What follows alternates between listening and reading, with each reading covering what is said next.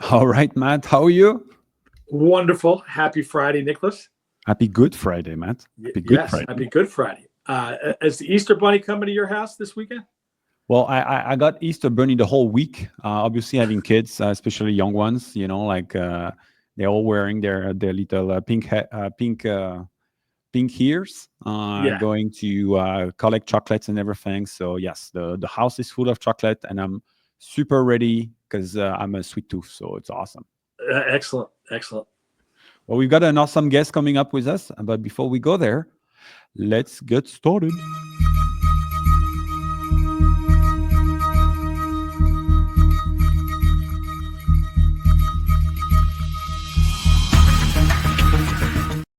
All right, everybody. This is Nico with eStreamly, the company that gets you live stream and video commerce on your site, social media, email, SMS, wherever you are. The video is shoppable. So excited to be here with my great friend Matt from E6 Marketing, the company that gets you on QVC and HSN. And today we have a very special guest, Will Gassner, the CMO of Stack Influence, a company that Will obviously introduce very quickly and shortly. But before we go there, we have a full stack of news today.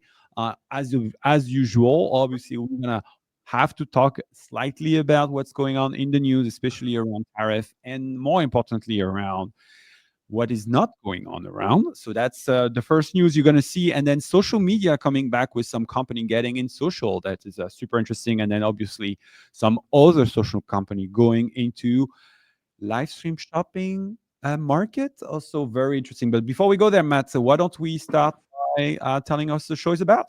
All right. Well, thank you very much for being here. First off, can't wait to get this conversation started. So, thank you for tuning into the VCommerce podcast. My name is Matt Hodlofski. Nicholas and I host this show every Friday at 11 a.m. Eastern. What is VCommerce? VCommerce started out with direct response television, DRTV, graduated into QVC and HSN into home shopping, and now you pretty much can view and see and shop anywhere through your tablet, through your phone. Really, any social commerce, any television has that social commerce influence available. So Nicholas and I have been working in this industry for a lot of years, and we touch on 3 or 4 topics in this show each week. So I love. There's so many things, and I know we tease it every week. There's so many things in the news under the video commerce platform. But Will, you brought a great story to the show, and we talked in the pre-prod about what is happening with Temu and Shein right now because of the tariffs. Let's get into that. Let's dive in. So just this past week, Temu specifically and Shein is following suit, cutting pretty much all of their ad budget across Google and also Meta. Previously, just on the Meta side of things, they were running, and we look at kind of we're very up to date with what companies are running what ads. They were running like 6,000 different ad copies, and they cut all of that and then also dropped their Google spending. And as a result, they were one of the top listed free apps on the App Store. And their ranking, I believe, dropped from like top 10 to sub 80 in the past week. So really, really interesting. And a few thoughts on it is like, surprisingly, it shows how much they were dependent on ads for ranking. And you can see that graph right there dropping off right on, I think, the 10th when they started cutting things. So tariffs really hit them, right? That 145% increase in tariffs. Just that was their main competition against Amazon. It was like they were competing on price, and they were using that competition on price to advertise to users to attract them to the app. But now that they can't compete on price, or so far with these tariffs in place, it's not worth them to advertise to these consumers, and their brand awareness or brand loyalty, you could say, really wasn't ever there totally, right? Or you can see how much that high rank on that app store was dependent on the ads they were running. So pretty interesting to see that happen. I think it's super cool. I personally, I think there's a couple things, right? So the obviously tariff is a big thing, but also the loophole on the $800 threshold for imports, right, where you had no That's tax very true. and no really things to do and to import product that are below $800 from mail, which is also going to hurt quite significantly smaller business as well. So that's interesting. I don't know if Temu is doomed, because I was reading some article where people were saying Temu is like weed, like you think you kill it, but as soon as you're gonna put some water on it, it's gonna grow back easy. Because realistically, they have met dent with all their ad, and so maybe they will become less present and less like first thing top of mind for consumer. But the moment they will want to bring that back up, they will have the ability, because they have been showing success. I think the thing that's super interesting to me also, Matt, is I was looking and then like, okay, well, for you and I, we've been talking that Temu and Shein specifically were the one that were driving ads cost up for CPM, CPC for many of the industry in ecom. And the argument that was made by a lot of people is that are those actual the fact that Temu and Shein are buying all that inventory, is it going to is it the fact that don't buy that inventory, will that make them drop basically the cost of the CPM and CPC? Yet has to be seen. I haven't talked to anyone yet that told me like that's the case. So Shane is actually down by 19% as well in terms of reduction of cost for ads. So it's interesting. The other thing that I think you've seen, Matt, probably is I was looking at there was some stat that came up from Vision Inc. that was telling that the booking of containers from China to the US was down 49%, just from 1st of July, 1st of April to 8th of April. And my wife was just telling me yesterday that we're soon to get into a new COVID crisis with freight, because all the containers are empty in China and there's no movement of containers. So all the rest of the world is looking for containers. There's no containers available, and so price for containers are just going to skyrocket like back when it was in the pandemic time, where no one was moving containers around. I don't know. I think it's super. The oil in the machine is not as is not there anymore, and the machine has some issue. But it's interesting to see all the repercussion from a net standpoint, from a logistics standpoint, a lot of things going on for e-com right now. That container story, Nicolas, that's the most worrisome. Will, I think the Temu and Shein stories are obviously a reaction to the tariffs. It's like, to me, as Nicolas said, they're putting a pause on this. They're putting a pause on this to see where the tariffs will go. They're not going away. They're just pulling back on the spend. They obviously can't get product over here, as Nicolas kind of referenced with the containers. So I don't think this is going to, it hurts their business, obviously, right now. It hurts a lot of businesses right now with these tariffs, but I don't think it's a long-term thing. I don't think they're going away at all. Nicolas's point about the containers, that's the biggest worrisome. I mean, I remember those videos of just the containers being stacked on the West Coast during COVID. Like, truly, they couldn't get the product off the containers because the containers couldn't get to the dock, and the whole mess that lasted a couple of years. That's the bigger worrisome. I keep saying, stay the course. Stay the course. Don't react to this. Don't look at your 401k, all that kind of thing. But the longer it goes, the more worrisome it is. Absolutely.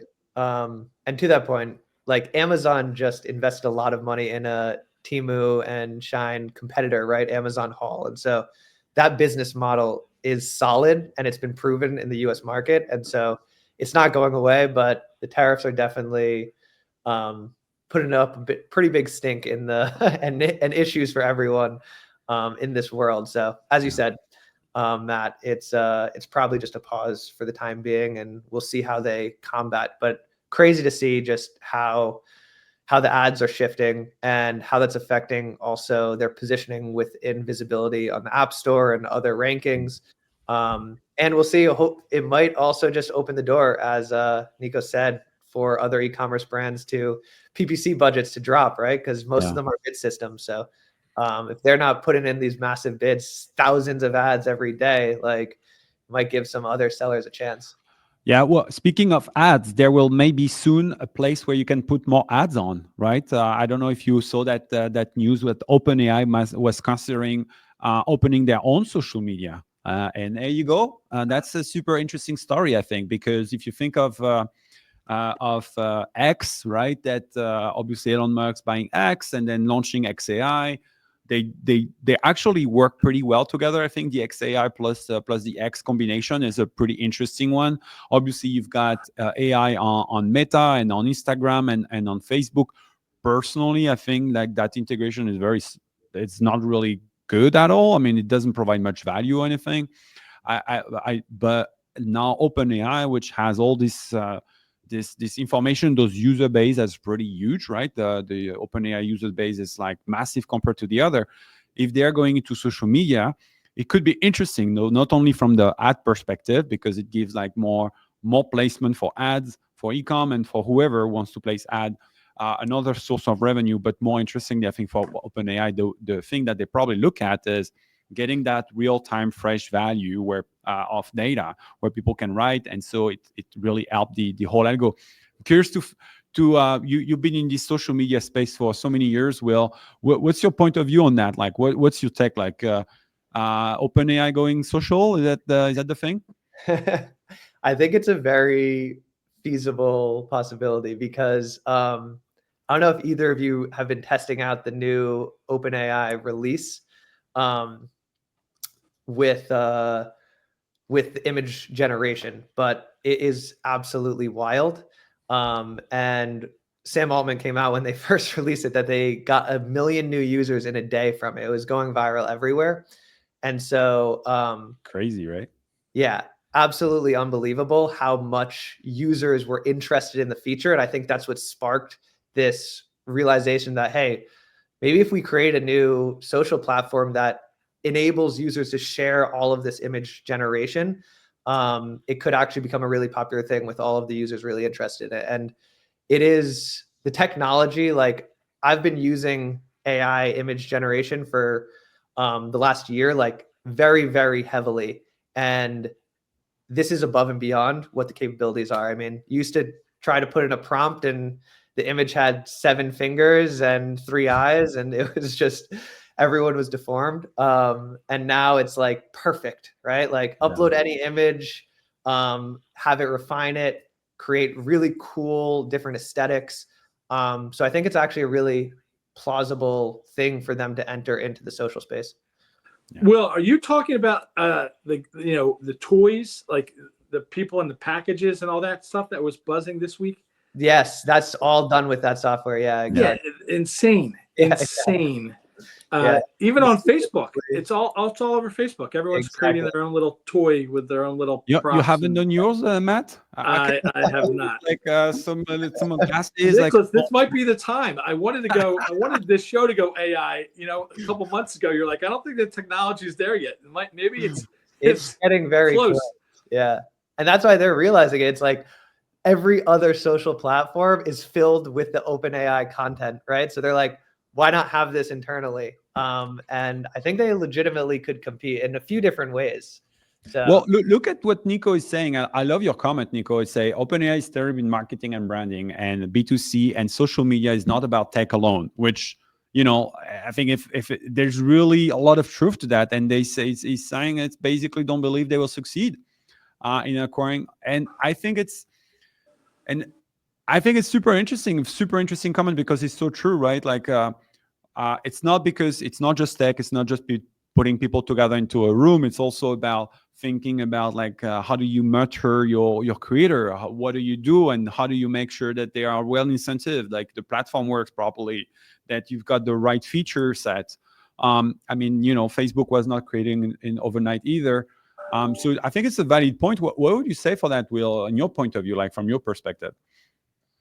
Can you repeat that question? Sorry. Well, the question is, do you feel that they can actually be successful creating a social media, because it's not all about tech, and that was the argument that Nico was making.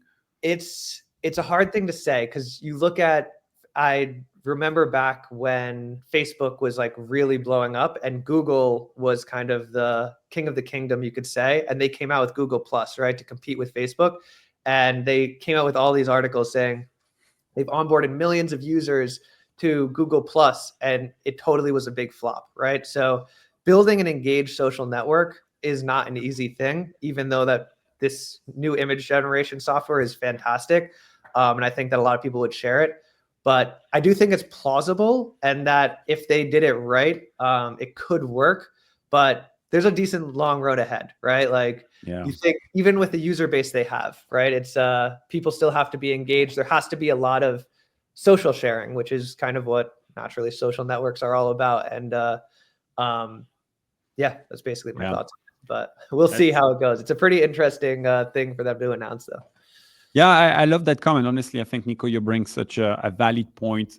I love the fact that it's not just about tech. It's really about like creating that connection, and it's something very different about that. And when you think about how, Sam Altman was able to embrace the whole world to vote for him when he was ousted of OpenAI. So I guess he knows how to move people. So he's a good creator on himself. So hopefully he knows how to make those things happen.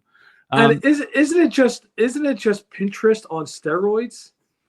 Yeah, it would kind of be like that. I think they were also going after, in some capacity, X and Meta Threads, right? Because it's kind of like you're sharing a bunch, not only content, but because that is where this whole idea, I think, came from, was the image generation. But I think there is an aspect to sharing different prompts, right? Sharing different kind of like stats and news that the OpenAI platform and ChatGPT is kind of announcing, because they're getting much better at providing actually really newsworthy content, real good data content.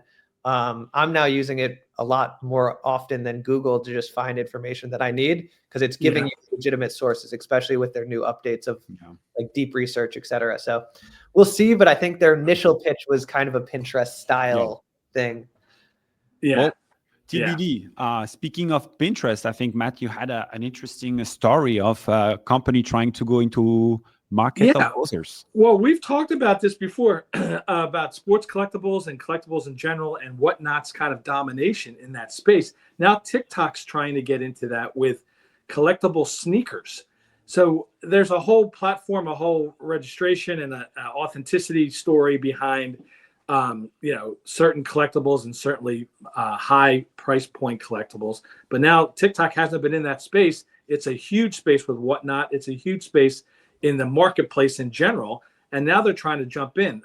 We've talked about Fanatics before on this show, and how they're the dominant sports collectible company. Not just sports collectibles, but other things with Fanatics and sports. Now TikTok's getting into it, and I think that's really, really interesting. It just kind of further legitimizes buying your Jordans, buying your 85 Jordans, or not 85, buying your 92 Jordans or something on different platforms, and seeing the price. Now TikTok has never done auction type of selling. It's a price that you buy, and it's an impulse purchase like every other social selling app, other than the Whatnot thing. Can it work? Nicholas, what do you think? Can TikTok sell sports and shoes and collectibles? I think on paper is awesome, but I don't know for you, Will. I work with a lot of merchants that are on TikTok, and also working with Extremely, or just trying to consider the whole space in general. I have tried TikTok, and the main thread that I'm hearing constantly is, I can't get my product to TikTok, or it's such a pain to get the product on TikTok. I can't get approved. I have to go through so many reviews. They're never happy with what I have. I have to provide more paperwork, more documentation, more this and more that. How can TikTok is going to be like doing second hand, where they have to guarantee that the product is the right one? They have to, this whole complexity of second hand without being a second hand expert, right? I mean, like, the reason why Whatnot works is that at the core, those people, they are second-hand people. They know card. They know, they know those collectible by art, and they can see and vet and guarantee that you're not going to get scammed. And yet people are complaining that sometimes whatnot, and also on the Fanatics, they got scammed. So when you have a core expertise around this, you already have trouble. Now you're trying to bring that onto a TikTok platform where they don't have that as a core expertise, and they already, the business they're having, people are already struggling getting in and approved. So I don't know what you think. I think I mean, I love the idea, but I think it's a very strong bar to get there and get it right. I don't know. What do you think, Will? I agree. I think it's going to be very difficult for them to enter that space, not being domain experts. And also, I completely resonate. We work with a huge amount of e-commerce sellers, and majority of them struggle with getting on and optimizing the TikTok shop. So uploading one-off products that are going to be a one-off sale, like the difficulty to do something that you're ideally trying to sell thousands, hundreds of thousands of units on, right, is even stressful. So like now uploading every single individual one-off product is going to be absolutely a challenge. But I do see kind of the move. And I think this is also a bit spurred by the tariff thing, because I've been hearing a lot of like secondhand companies actually really improving now, and people investing more in, because it's like you're not affected by import-export business, right? It's a used good. But I think they'll be in for a decent surprise once they start realizing the difficulties of making sure the product is actually authentic, right? Like getting the people to upload the proper information and do it consistently enough. There is a live QVC stream aspect that I could see possibly working, right? Like a bidding system for things, and with someone who's a domain expert in the field, that I think possibly could work. Like really established creators who are trusted and know really good authentic work, and then kind of doing and maybe integrating with a separate platform that's maybe not TikTok Shop, but something to actually where they can kind of offload the products after maybe a live stream auction. Those things might be a decent play for them, but I think it's going to be a long road ahead. Yeah, it sounds like Nico is in disagreement with us. She thinks that because all the work that TikTok is doing with the agency will be able to figure it out for TikTok. But I do still think the problem is not so much TikTok as the approval system for the product within TikTok. I think that for me is the number one struggle that they'll have to figure it out. Like, it's already very hot today. And I think you say, Will, like, think of it as a one-off product, right? As you say, when you have thousands of units and now it's like one-off, like, hey, I don't know. I TBD, but I really also appreciate what you just said with this idea of like a lot of brand going into that secondary market. And I think, Matt, we've talked about that per past, right? For all those brands that are going to be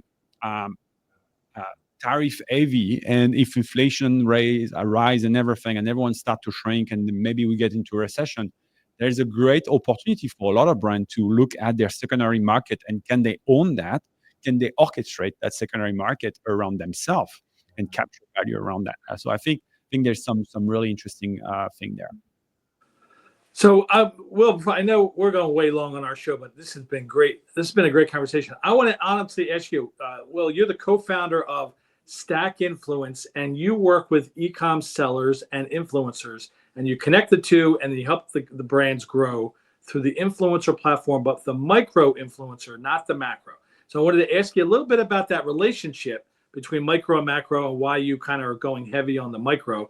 But so much of, like, I'll tell you honestly, like my 26-year-old daughter, who has her master's degree, and and she's very well educated. She wants to be an influencer, and she thinks she could talk about things and be a true, legitimate, successful influencer without any real social media follower world. Like, first off, tell me about the micro influencer and why your company like invest in that kind of influencer for all the brands you work with.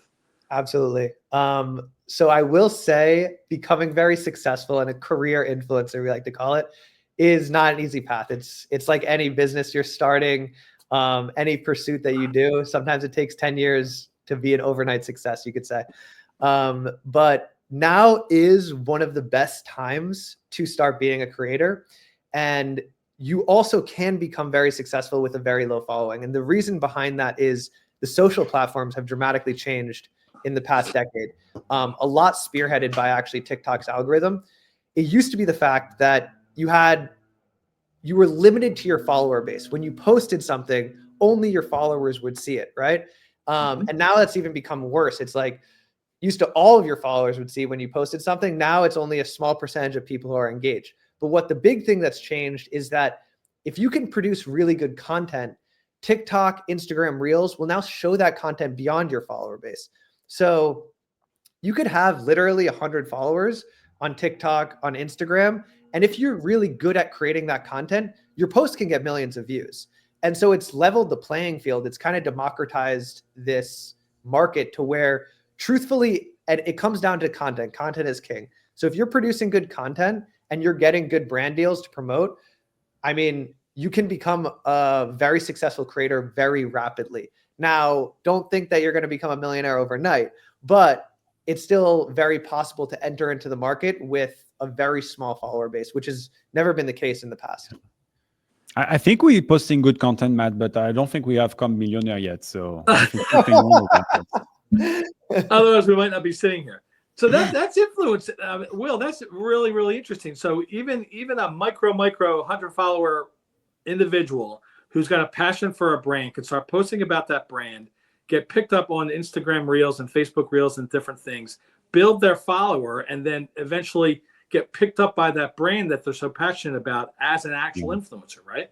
Absolutely. And that's why brands come to us, as opposed to, we call it, don't put all your eggs in one basket. It's like you can work with a celebrity, and a lot of them work really, really well. Someone with, let's say, 10 million followers, right?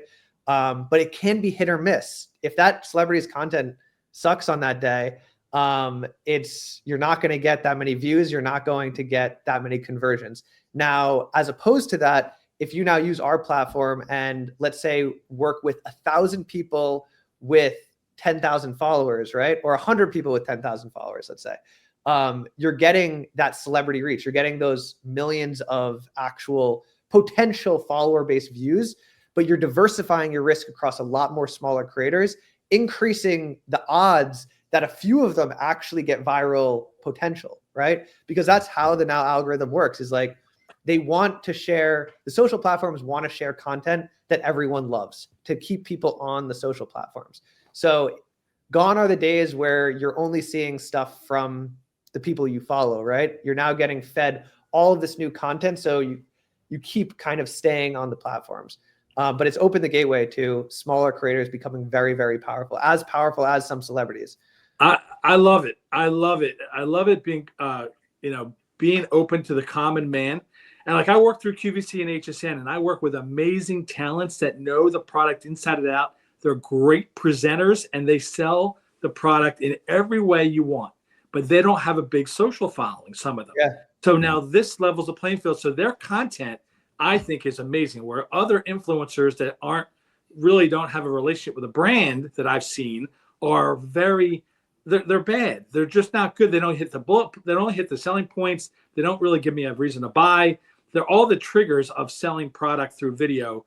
They miss them all. But these people that that work through traditional home shopping networks know how to hit every single point that you need to make an educated decision, impulse purchase right then and there. So now if those people are open to getting 100,000 followers by their content, I think it'll really, really benefit, in the end, benefit the customer in making an informed decision. The thing, Matt, is it's also like, I don't think you can be open or not open, right? When you say you produce good content, you can produce good content for like a medium like QVC, but is that content transferable to social media? And if it's transferable, then you will get these 100,000 followers naturally. If it's not, then you're gonna you have a kind of a stagflation, or I don't know how you will call that, but like at around 30,000 or 40,000 or something like that. I mean, don't get me wrong. If I personally have like 200 followers on Instagram, so I'm definitely not on that range. But what I'm saying is that, maybe there's also this element of like, is the content right for the platform? So, but anyway, It's been a really cool conversation. Matt, before we go, do you have any special shout out for anyone? Yeah, we were a lot of supplements in my world this week. So we talked about it last week. Dr. Gundry, MD, launched a probiotic gummy on QVC just the other day that sold out at 1 p.m. Where normally those kind of products that stay special value last a whole 24 hours. So the customer was all over these probiotics. Dr. Gundry is an amazing presenter. To your point, Will, like he's building a social following through a lot of different platforms. He's just an amazing gentleman, amazing man, very well educated in this whole platform. Then this weekend we're working with another brand called Relaxium that actually helps consumers sleep. Another supplement. Take two supplements before you go to bed. Multi-ingredient supplement that helps you sleep. So I'm excited about that. It's in the 10 a.m. show tomorrow morning called Saturday Morning Q. So if you're around tomorrow morning, check out Relaxium on QVC. Awesome. Well, thanks everyone for being here. It's been a longer than usual, but we'd love to have you. We are here every Friday on LinkedIn as well as on Facebook, YouTube, and other. We are also available. You can watch us directly on Spotify. Actually, Spotify is pushing for live streaming, so maybe one day we'll push some of that. You can feel free to check out Will, our super guest for today, a Stack Influence. I'm assuming it's stackinfluence.co or .com. Probably something like that. So check this out. We'll also put that in the description of this episode. And everyone, we will see you next Friday. Thanks.